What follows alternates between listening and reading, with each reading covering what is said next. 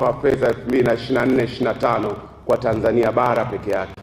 Ongezeko hili linaashiria udhaifu mkubwa sana katika mifumo ya usimamizi wa kikodi, ambapo migogoro mingi inashindwa kutatuliwa mapema ndani ya mamlaka ya mapato na badala yake kupelekwa mahakamani, hali inayochelewesha ukusanyaji wa mapato ya serikali. Mrundikano unaotokana na uwezo mdogo wa taasisi zinazoshughulikia rufaa za kodi, ucheleweshaji wa kimfumo katika kusikiliza na kuamua mashauri, pamoja na udhaifu wa mifumo ya awali ya utatuzi wa migogoro ndani ya mamlaka husika, haya yote imekuwa ndio sababu ya hali hii ambayo ACT Wazalendo tunaona haipaswi kuendelea. Hali hii inaifanya serikali kushindwa kukusanya mapato yake kwa wakati na wakati mwingine kuweka mazingira ya kupoteza kabisa fedha hizo endapo mashauri yataamuliwa kinyume na matarajio ya serikali.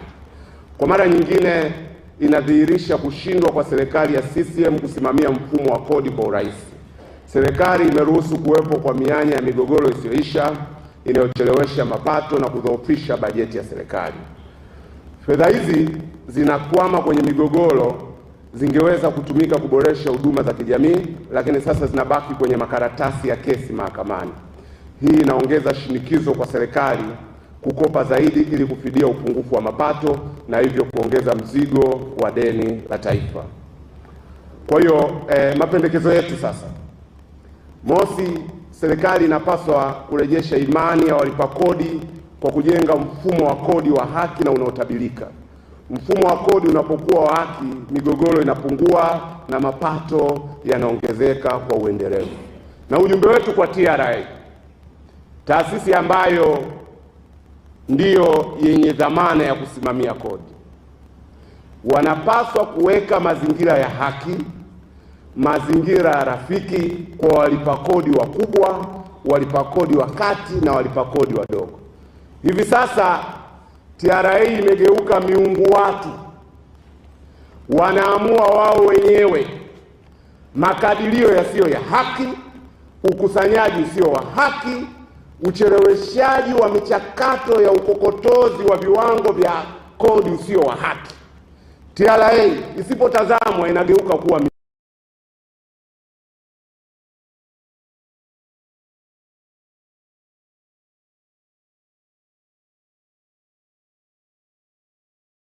tumekuwa tukiendelea kushuhudia namna ambavyo Chama cha Mapinduzi kinavyoshindwa kusimamia hazina ya taifa letu. Kwenye eneo la 4 ambalo leo tutalizungumzia, tunaangalia namna ambavyo kumekuwa na uchepushaji wa fedha za hati fungani ya miundombinu ya Samia Infrastructure Bond. Nyote mnafahamu kuwa serikali ilikuja na mpango uliodhaniwa kuongeza suluhisho la kutatua changamoto ya barabara za vijijini kupitia TARURA. Sasa kutokana na taarifa hii ya CAG inatuonyesha kuwa kuna dalili nyingi na za wazi za uchepushaji wa matumizi ya fedha yasiyoendana na malengo yaliyokusudiwa. Na hivyo ACT Wazalendo tunataka hatua zifuatazo zichukuliwe. Moja, tunasisitiza uwajibikaji na uwazi wa haraka. Watu wote, hizi fedha zilijulikana na malengo yake. Watanzania waliambiwa kwamba hizi fedha, serikali inaanzisha hii bond, ikapewa jina la rais, yaani kama vile itakuwa ni jambo litakaloheshimiwa sana, lakini fedha zimechukuliwa, zimeibiwa. Sasa kwanza aliyetumia jina lake rais mwenyewe, aidha awe anajua fedha ziliko au basi angalau aonekane anaumia. Fedha zilizowekwa kwa jina lake zimeibiwa, hazikwenda zilikokusudiwa. Sasa asipochukua hatua, tafsiri yake itakuwa na yeye mwenyewe ni katika wale wanufaika wa hizi fedha wa moja kwa moja, kwa sababu vinginevyo huwezi kutumia jina la rais alafu fedha zikapatikana, alafu baada ya hapo fedha zikapigwa, alafu hakuna kinachotokea. Adhabu ya juu kabisa inaweza kutokea ikawa ni mambo ya kuona aibu. Lakini jambo la pili, serikali tunapaswa kuwa na maelezo ya kina na majibu kutoka kwa serikali na TARURA kuhusu mwenendo mzima wa fedha hizi, ili kuhakikisha fedha za umma zinalinda maslahi ya wananchi na kutumika ipasavyo katika kuboresha miundombinu ya barabara vijijini. Wananchi vijijini hali yao ni mbaya sana. Serikali inapaswa angalau basi kuwaonea aibu wale ambao ilikwenda fedha hizi. Inatakiwa TRA wakishakusanya wapeleke kwenye mfuko ambao ndio makusudio ya kusanywa. Haya ni maelekezo ya katiba, lakini wale waliopewa dhamana ya kusimamia katiba ni wezi. Akina Mwigulu Nchemba wamechukua hizo fedha, badala ya kuzipeleka kwenye miradi ya maji, wamezipeleka hazina. Kwenye miradi ya maji wamezipeleka hazina. Watu wa maji walipoomba wamewapa bilioni 112, asilimia 54 tu. Bilioni 94 wamebaki nazo. Sasa ile maneno kwamba fedha zilizotoka mifukoni mwa Tanzania kulipa madeni, kwa sababu hizi fedha wakikusanya kwa mwezi ndio fedha wanazozitumia kwenda kulipa madeni. Fedha wa Tanzania wamekusanya 2.7 ili angalau wapate maji. Serikali haijapeleka hizo fedha ili kuhudumia miradi ya maji. Ilichofanya, imezichukua hizo fedha, imeenda nazo hazina, imeenda kulipa madeni, alafu Watanzania hawana maji. Alafu huku mtu anakuja kusema kwamba Watanzania hakuna ambaye atanyang'anya hizo fedha, akawa ameni. Lakini pia miradi ya barabara, miradi 178 ya barabara thamani ya bilioni zaidi ya 280 imecheleweshwa.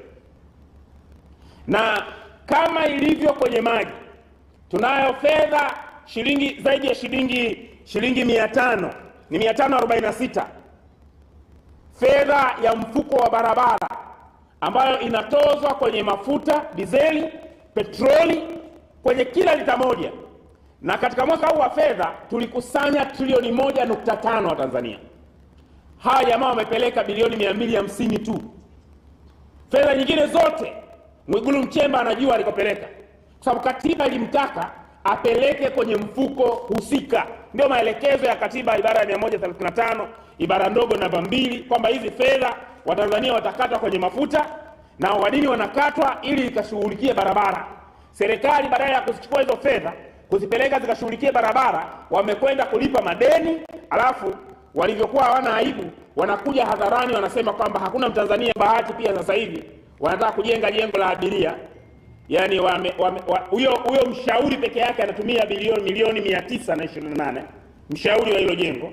Lakini na wakati wanataka kujenga hawana ramani ya ule mpango kabambe wa ukuzaji wa ule uwanja. Kwa hiyo maana yake wanaweza wakalijenga pia, alafu baada ya muda wakasema tulivyolijenga ni tofauti na ramani yenyewe ya uwanja, kwa hiyo inabidi tutumie hela mengine ili tulirekebishe ile jengo liakisi. Ni mambo ya kihuni kabisa yanafanywa na serikali ya system. Inachoweza kusema ni kuambia hawa watu wakitajwa waone aibu.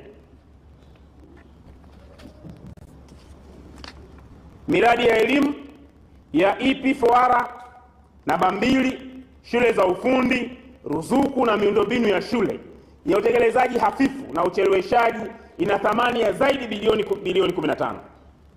Na Watanzania mnajua tunakwenda sasa kwenye utekelezaji wa mtaala mpya.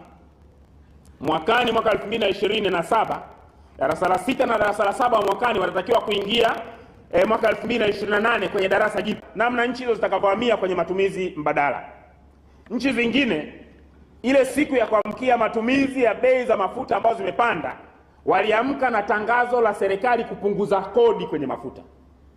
Sisi hapa tuliamka na tangazo la bei mpya za mafuta, na baadaye kuambiwa kwamba msishangae tu hiyo bei, muda si mrefu kila kitu kitapanda bei. Hiyo ndio ilikuwa faraja iliyotolewa na serikali yetu.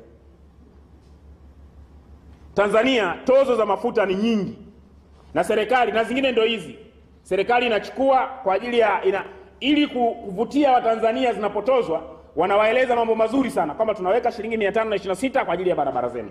Watanzania wanasema hewala, barabara itashughulikiwa. Fedha zikifika serikalini zinatumika nje ya matumizi ya barabara. Wanaweka shilingi 50 kwa ajili ya maji.